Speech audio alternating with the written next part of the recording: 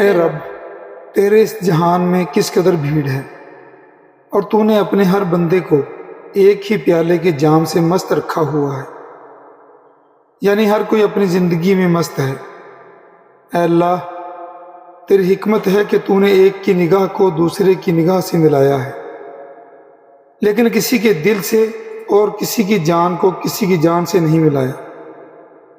اگر اللہ نے تیری مٹھی پر خاک میں یعنی تیرے وجود میں ایسا دل رکھ دیا ہے جو خون کے آنسو برسانے والا اور ٹکڑے ٹکڑے ہونے والا ہے، یعنی جذبات سے بھرا ہوا ہے، اور باہمت ہے، تو تجھے چاہیے کہ تو نئی بہار کے موسم میں امڑنے والے بادل سے رونا یعنی برسنا سیکھ، تاکہ تیرے آنسوؤں سے لالہ زار اگیں۔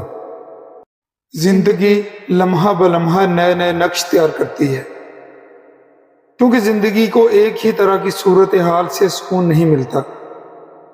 اگر تیرا موجود وقت تیرے گزرے ہوئے کل کی طرح اس میں نئے انداز اور نئے ولولے موجود نہیں، تو سمجھ لے کہ تیری زندگی کی مٹی میں حرارت موجود نہیں، جس سے زندگی ہر آن نئے انداز اپناتی ہے۔ میں تجھے کیا بتاؤں کہ سینے کے درمیان دل کا کیا مقام و مرتبہ ہے اور اس کی اہمیت کیا ہے۔ عقل اور حکمت نے جب سوز پیدا کیا تو وہ دل بن گیا، یعنی دل سوز ہی کا دوسرا نام ہے۔